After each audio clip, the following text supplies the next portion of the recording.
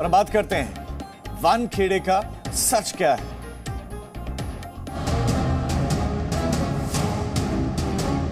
पिताजी का भी जो बेनिफिट है वो भी गलत तरीके से लिया गया आज तक, उनकी भी कंप्लेंट होगी। मैं जब हिंदू हूँ, मेरा नाम ज्ञानदेव वानखेड़े है, तो कोई भी कुछ भी अभी उसको कैसा मिलेगा। आज तक जितनी सैलरी उन्होंने ली है वो भी उन्हें वापस करना पड़ेगा, जो पेंशन है वो भी बंद होगी। झूठ झूठ झूठ बता के लोगों को वो सच साबित करना चाहते हैं। जो सच है उसे सच रहने दीजिए। जो इंसान ईमानदारी से काम कर रहा है उसको प्लीज उसका काम करने दीजिए। मेरा इस डील से कुछ लेना देना नहीं था। जहाँ पर भी मैंने आज तक मेरा काम किया है, मैं सिर्फ सैलरी से मेरा लुकआउट है। महाराष्ट्र के अंदर कोई भी सेंट्रल एजेंसी का ईमानदार अधिकारी काम नहीं कर सकता।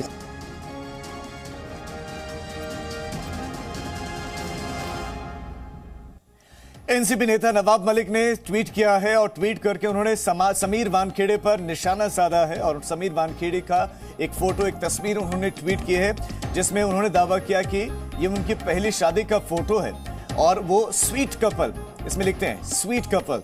7 दिसंबर 2006 को समीर वानखेड़े का निकाह हुआ है। नवाब मलिक ने दावा किया, ये उनका ट्वीट उनके ट्विटर हैंडल से ट्वीट किया गया। हम आपको दिखा रहे हैं समीर वानखेड़े के निकाह की फोटो, लेकिन यहां पर वो समीर वानखेड़े को जो नाम दे रहे हैं वो है समीर दाऊद वानखेड़े। समीर वानखेड़े का निकाह शबाना कुरैशी के साथ हुआ और मुंबई में यह निकाह हुआ। यहां नवाब मलिक दावा कर रहे हैं निकाह में 33,000 रुपए की मेहर दी गई थी। नवाब मलिक ये दावा कर रहे हैं। तो नवाब मलिक का कहना है कि एक तो ये दूसरी शादी है, पहली शादी जो उनकी हुई थी वो शबाना कुरैशी से हुई थी और समीर दाऊद वानखेड़े उन्होंने नाम दिया। डॉक्टर शबाना कुरैशी के साथ उनकी शादी हुई थी। 33,000 की बाकायदा मेहर तक दी गई थी और स्वीट कपल लिखते हुए उन्होंने तस्वीर साझा की है। आज एनसीबी की विजिलेंस की टीम दिल्ली से मुंबई जाने वाली है। एनसीबी की 5 सदस्यीय टीम मुंबई में पूछताछ करेगी। ये एनसीबी की team Sameer Wankhede and team के साथ पूछताछ करेगी और यही टीम फिर प्रभाकर से भी पूछताछ करेगी। एनसीबी के डीडीजी ज्ञानेश्वर सिंह भी मुंबई जाने वाले हैं। पूछताछ होने वाले बहुत सारे सवाल, क्योंकि आरोप बहुत सारे लगे हुए हैं। नवाब मलिक ने बहुत आरोप लगाए हैं, उगाही के आरोप लगे हैं समीर वानखेड़े पर। इसके साथ साथ फर्जी दस्तावेजों के जरिए नौकरी पाने के आरोप लगे हैं। तो 10 बड़े जो अपडेट हैं इस पूरे के पूरे प्रकरण से जुड़े हुए बहुत जल्दी से आपको बताते हैं। आर्यन खान की जमानत पर बॉम्बे हाईकोर्ट में आज एक बार फिर से सुनवाई है। कल भी सुनवाई हुई थी, आज एक बार फिर से सुनवाई होने वाली है। आर्यन को जमानत मिलेगी या नहीं, ये संभव है कि आज इस पर फैसला सुना दिया जाए। बॉम्बे हाईकोर्ट में सुनवाई आज चलेगी। कल भी तकरीबन 2 घंटे तक दोनों ही पक्षों में खूब बहस हुई, जिरह हुई, दलीलें दोनों ही तरफ से रखी गई थी। आर्यन खान के वकील मुकुल रोहतगी ने अपना पक्ष रखा और दलील में बहुत सारे पॉइंट्स, बातें उन्होंने रखी। आज मुंबई एनसीबी की विजिलेंस की टीम पहुंचने वाली है, जहां समीर वानखेड़े से और उनकी टीम के साथ पूछताछ होगी और इसमें विजिलेंस चीफ ज्ञानेश्वर सिंह मौजूद रहेंगे। वो टीम के साथ खुद मौजूद रहेंगे, वो खुद पूछताछ का हिस्सा होंगे। समीर वानखेड़े और एजेंसी के अन्य लोगों से पूछताछ होनी है। एनसीबी ने प्रभाकर को भी बुलाया है, जिसने एक अलग दावा किया। अब 28 अक्टूबर को प्रभाकर से पूछताछ होगी। अब इस बीच में नवाब मलिक ने ट्वीट कर दिया समीर वानखेड़े का फोटो और उसमें दावा किया कि समीर वानखेड़े की शादी हुई है डॉक्टर शबाना कुरैशी के साथ। समीर वानखेड़े की पहली शादी हुई थी, 33,000 बाकायदा मेहर दी गई थी। 7 दिसंबर साल 2006 को समीर वानखेड़े का निकाह हुआ। नवाब मलिक ने यह दावा किया।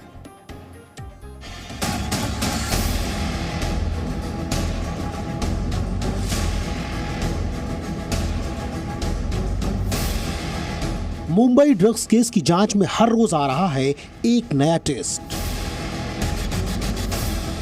अब तो मुंबई ड्रग्स केस की जांच कर रहे एनसीबी के जोनल डायरेक्टर समीर वानखेड़े की शुरू हो गई है जांच। समीर वानखेड़े के खिलाफ मोर्चा खोले नवाब मलिक ने अब एसआईटी जांच की भी कर दी है मांग। जी हां, एनसीबी के सामने अब अजीबोगरीब स्थिति हो गई है। अभी तक जिस समीर वानखेड़े की वजह से मुंबई और बॉलीवुड में ड्रग्स रैकेट का भांडाफोड़ हो रहा था, जिसके नाम से ड्रग पैडलर के पसीने छूट रहे थे, अब उस समीर वानखेड़े की जांच शुरू हो गई है। समीर वानखेड़े पर ही कई गंभीर आरोप लगे हैं, जिसमें उगाही से लेकर फर्जी सर्टिफिकेट के आधार पर नौकरी पाने का आरोप है। अब इन आरोपों की जांच करने के लिए आज एनसीबी की 5 सदस्यीय टीम दिल्ली से मुंबई जाएगी। इस टीम के साथ एनसीबी के डीडीजी ज्ञानेश्वर सिंह भी मुंबई जाएंगे। ये टीम समीर वानखेड़े के अलावा उस प्रभाकर से भी पूछताछ करेगी जिसने समीर वानखेड़े पर गंभीर आरोप लगाए हैं। उधर ड्रग्स केस में गवाह प्रभाकर साइल ने मुंबई पुलिस के सामने अपना बयान दर्ज कराया। प्रभाकर ने समीर वानखेड़े पर ड्रग्स केस में 8 करोड़ रुपए की वसूली का आरोप लगाए थे। हालांकि एक स्टिंग ऑपरेशन में ये दावा किया गया था कि प्रभाकर ने पैसे के लिए समीर वानखेड़े पर आरोप लगाया, लेकिन प्रभाकर ने ऐसे किसी तरह की डील से साफ इनकार करते हुए कहा कि उसे बदनाम करने की कोशिश हो रही है। मेरा इस डील से कुछ लेना देना नहीं था। जहाँ पर भी मैंने आज तक मेरा काम किया है, मैं सिर्फ सैलरी से मेरा लुकआउट है। आप क्या कर रहे हैं क्या नहीं उससे मुझे मतलब नहीं है, और आगे पुलिस जो इंक्वायरी करेंगी उसमें सब आपको पता चलेगा। आज होने वाली पूछताछ से पहले कल समीर वानखेड़े एनसीबी के दिल्ली स्थित हेडक्वार्टर में करीब 2 घंटे तक रहे और इस दौरान उनकी एनसीबी के डीजी सत्यनारायण प्रधान से मुलाकात हुई। समीर वानखेड़े लगातार कह रहे हैं कि उन पर लगाए गए सभी आरोप गलत हैं। समीर वानखेड़े पर निजी हमला कर रहे महाराष्ट्र सरकार के मंत्री नवाब मलिक ने कल मुख्यमंत्री उद्धव ठाकरे से मुलाकात की। मुख्यमंत्री से मुलाकात के बाद नवाब मलिक ने कहा कि उन्होंने समीर वानखेड़े पर लगे आरोपों की जांच के लिए एसआईटी बनाने की मांग की है। इससे पहले फिर प्रेस कॉन्फ्रेंस कर नवाब मलिक ने समीर वानखेड़े पर गंभीर आरोप लगाए। पिताजी का भी जो बेनिफिट है वो भी गलत तरीके से लिया गया। आज तक उनकी भी कंप्लेंट होगी। आज तक जितनी सैलरी उन्होंने ली है वो भी उन्हें वापस करना पड़ेगा। जो पेंशन है वो भी बंद होगी। तो सिर्फ एक मामला नहीं है, हमें लगता है कंप्लेंट 2 होगी। हालांकि इन आरोपों के जवाब में समीर वानखेड़े के पिता की तरफ से भी सफाई दी गई और कास्ट सर्टिफिकेट भी पेश किया गया। मैं ही जब हिंदू हूँ, मेरा नाम ज्ञानदेव वानखेड़े है, तो कोई भी कुछ भी अभी उसको कैसा मिलेगा। अभी मुझे भी एज ए मागास वर्गीय जात का होने के बाद में भी मुझे 25 साल के बाद में प्रमोशन मिला। नवाब मलिक लगातार समीर वानखेड़े पर एक के बाद एक आरोप लगा रहे हैं और इसकी वजह भी है। दरअसल पिछले साल सुशांत सिंह राजपूत मौत के बाद जब ड्रग्स केस की जांच की गई तो नवाब मलिक के दामाद समीर खान को भी गिरफ्तार किया गया और करीब 8 महीने समीर खान जेल में रहे। इसलिए इस बार नवाब मलिक समीर वानखेड़े पर काफी हमलावर हैं। अब तो ऐसा लग रहा है कि मुंबई ड्रग्स केस की जांच कहीं पीछे छूट गई है और समीर वानखेड़े की जांच आगे आ गई है। अंकुर त्यागी, जितेंद्र शर्मा, प्रमोद शर्मा के साथ ब्यूरो रिपोर्ट, जी मीडिया। समीर वानखेड़े पर लग रहे आरोपों पर बीजेपी महासचिव कैलाश विजयवर्गीय ने कहा कि एक ईमानदार आदमी को काम नहीं करने दिया जा रहा है। देखिए, महाराष्ट्र के अंदर कोई भी सेंट्रल एजेंसी का ईमानदार अधिकारी काम नहीं कर सकता, इससे साफ पता लगता है। आज भी दाऊद भले ही हमारे देश में नहीं है, पर उसका प्रभाव कहीं ना कहीं महाराष्ट्र की सरकार के मंत्रियों पर है। तो समीर वानखेड़े पर पहले आरोप लगाया कि वसूली का गिरोह चला रहे हैं, फिर वो फर्जी डॉक्यूमेंट्स की बात सामने आई और अब कहा जा रहा है कि उनकी तो पहले भी शादी हुई थी और धर्म में मुस्लिम लिखा गया था। हमारे 2 संवाददाता ज्यादा जानकारी के साथ जुड़ गए। राजीव रंजन जो इस वक्त आर्थर रोड जेल के बाहर है हमारे साथ जुड़ गए। प्रमोद शर्मा एनसीबी दफ्तर के बाहर है हमारे साथ जुड़े। प्रमोद, सबसे पहले जो नया आरोप लगाया जा रहा है, इन आरोपों पर क्या किसी तरह का कोई जवाब समीर वानखेड़े या उनके परिवार की तरफ से? इनकी सच्चाई क्या वाकई शादी हुई थी इससे पहले डॉक्टर शबाना कुरैशी के साथ समीर वानखेड़े की? देखिए, समीर वानखेड़े के ऊपर नवाब मलिक जो भी आरोप लगा रहे हैं वो उनके ऊपर पर्सनल अटैक कर रहे हैं। अगर हम इस केस से बात करें तो उससे समीर वानखेड़े की शादी कितनी हुई है, कब हुई है, उससे कोई भी इत्तेफाक नहीं रखता। हालांकि समीर वानखेड़े ने साफ कर दिया था, उनके पिता ने साफ कर दिया था कि पहले एक शादी हुई थी, ये दूसरी शादी है शबाना कुरैशी के साथ शादी। लेकिन अगर हम बात इस केस की करें तो उसमें समीर वानखेड़े की पर्सनल लाइफ से कोई भी लेना देना नहीं है, क्योंकि ये केस जो है वो काफ़ी अब टर्न लेता जा रहा है डेली। और कल रात को 12 बजे के बाद तक जो है जो प्राइवेट विटनेस नंबर 1 प्रभाकर है वो डीसीपी जोन 1 के ऑफिस में बैठ के उसने अपनी इन कैमरा जो स्टेटमेंट है वो रिकॉर्ड कराए हैं और वो गए हैं कि क्योंकि एनसीबी का जुडिक्शन वो डीसीपी ऑफिस पड़ता है और वहाँ थाना वो चाहते हैं कि एक एफआईआर दर्ज हो समीर वानखेड़े और एनसीबी के जो अदर्स ऑफिसर्स हैं और उनके साथ प्राइवेट पर्सन जो हैं इनके खिलाफ। तो अब ये मामला जो ड्रग्स की जांच से ड्रग्स को लेकर शुरू हुआ था, ये केस जो है वो एक्सटॉर्शन और जबरन वसूली की तरफ जा रहा है। लेकिन प्रमोद, सवाल अब ये है कि जब इस तस्वीर का, इस नए प्रकरण का, इस नए आरोप का मौजूदा केस से, ड्रग मंडली केस से कोई ताल्लुक है नहीं, तो फिर नवाब मलिक इसको ट्वीट क्यों कर रहे हैं? क्या दबाव बनाना चाहते हैं या मसले को डाइवर्ट करना चाह रहे हैं? देखिए, नवाब मलिक जो है इस पे पूरा पॉलिटिकल माइलेज इसमें लेना चाहते हैं, और वो क्योंकि उनकी इस बात को लेके गुस्सा भी है, नाराज़गी भी है, क्योंकि उनके दामाद को समीर वानखेड़े ने गिरफ्तार किया था ड्रग्स के केस में और काफ़ी वक्त तक वो जेल में रहे थे। और उसके बाद अब वो पूरी जो मशीनरी है उसका इस्तेमाल करके ऐसी चीज़ें निकाल के समीर वानखेड़े के ऊपर पर्सनल अटैक कर रहे हैं, उनकी फैमिली को लेकर अटैक कर रहे हैं। लेकिन कहीं ना कहीं इन सब जो आरोप प्रत्यारोप है, इनके बीच में जो असली जो केस है ड्रग्स का, वो पीछे छूटता जा रहा है। जब अब एनसीपी वर्सेस एनसीबी हो गया है और समीर वानखेड़े जो कि इस केस की जांच कर रहे थे, अब उनके ऊपर काफी हद तक ऐसा लगता है कि नवाब मलिक जो चाह रहे थे कि मसला दूसरी तरफ डाइवर्ट हो, जांच कुछ और हो, वैसा हुआ भी। एनसीबी अब खुद उस अधिकारी की जांच करने वाले, जो अधिकारी जांच कर रहा था ड्रग्स मंडली की। राजीव, आर्थर रोड जेल में एक लंबे समय से बंद है आर्यन खान, क्या आर्यन खान को आज जमानत मिलेगी? बड़ा सवाल सब यही पूछ रहे हैं। देखिए, जाहिर है कि ये सवाल पिछले लगभग 22 दिनों से ये चल रहा है कि क्या आर्यन खान को जमानत मिलेगी या नहीं। लेकिन जिस तरीके से जो कल सुनवाई हुई थी, मुकुल रोहतगी ने जो कई दलीलें दी थी, उन्हीं का सिलसिला आगे बढ़ेगा। कल दलीलों में उन्होंने स्पष्ट किया था कि आर्यन खान के पास से ना तो कोई ड्रग का कोई पोजीशन मिला है, ना उन्होंने कहीं कोई कंज्यूम किया है, और ना ही उनके मेडिकल टेस्ट से किसी तरह की बात जाहिर हुई है कि वो ड्रग लेते थे। अब इस बात को लेकर मुकुल रोहतगी ने स्पष्ट भी कहा है कि जिस तरीके से जो पंच किए गए थे, पंचनामा में जाहिर किया गया था कि आखिर क्या क्या उनके यहाँ से जब्त की गई। मोबाइल फ़ोन का जिक्र नहीं है तो डाटा कैसे रिट्रीव हुआ, डाटा कैसे निकाला गया, और इसके साथ साथ जो व्हाट्सएप चैट को किस तरह से आपने आगे जाहिर किया। व्हाट्सएप चैट का भी हवाला देते हुए उन्होंने कहा कि ये व्हाट्सएप चैट 2 साल पहले का है, लिहाजा इस जो रेव पार्टी या जिस तरीके से जो कहा जा रहा है उससे कहीं कोई ज़रूरत है ही नहीं। और जो भी चीज़ें व्हाट्सएप चैट में सामने आई हैं वो ना तो किसी ड्रग से जुड़ी हुई है, ना किसी ड्रग कार्टेल से जुड़ी हुई है, और ना किसी इंटरनेशनल जो राजीव, मैं चाहता हूँ बहुत कम शब्दों में जल्दी से आप ये बताएं कि एनडीपीएस कोर्ट में जो दलीलें रखी गई थी, उसके अलावा अभी जो बॉम्बे हाईकोर्ट में सुनवाई हो रही है, क्या अलग दलीलें, नई दलीलें रखी गई आर्यन खान के पक्ष में?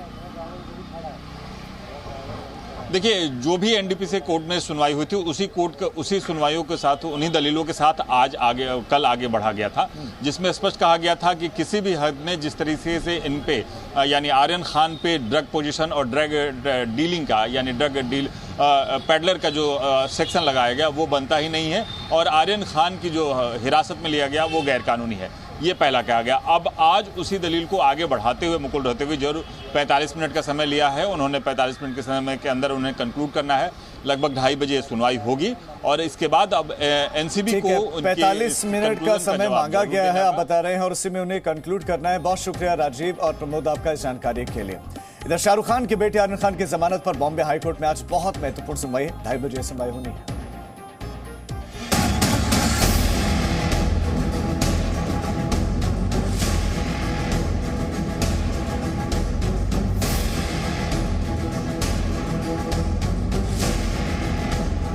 मुंबई ड्रग्स केस में गिरफ्तारी के 24 दिन बाद एक बार फिर अभिनेता शाहरुख खान के बेटे आर्यन खान की जमानत याचिका पर बॉम्बे हाई कोर्ट में सुनवाई होगी।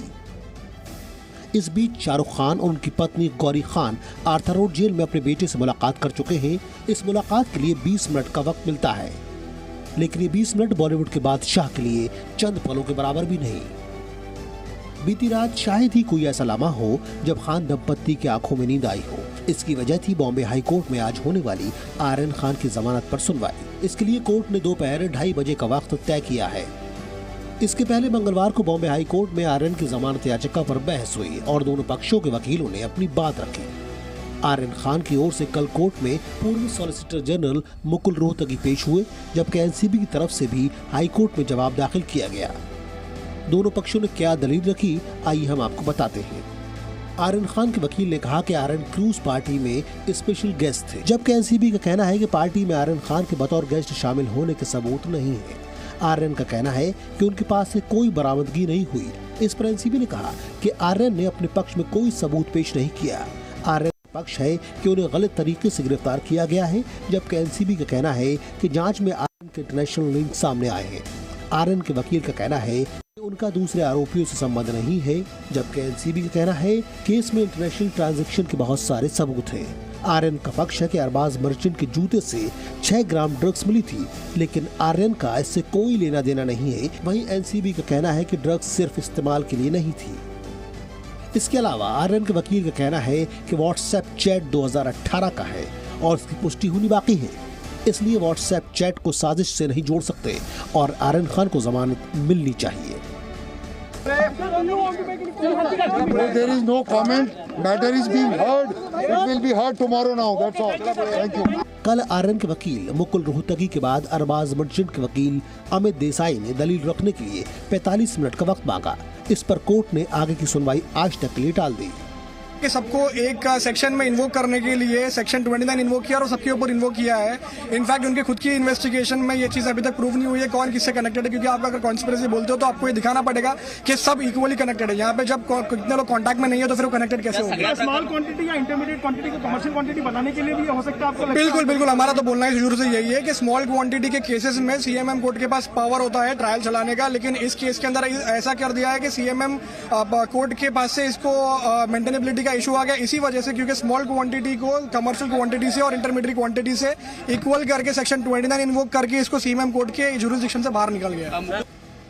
वहीं रेव पार्टी मामले में कल 2 आरोपियों को जमानत मिली। इन दोनों के नाम मनीष राजगरिया और अविन साहू है। दोनों आरोपियों को एनडीपीएस कोर्ट से जमानत मिली। मनीष राजगरिया को 50,000 रुपए के निजी मुचलके पर जमानत मिली। इस केस में ये दोनों पहले आरोपी हैं जिन्हें सेशंस कोर्ट ने जमानत दी, लेकिन सभी की नजरें आज बॉम्बे हाई कोर्ट में होने वाली सुनवाई पर होंगी।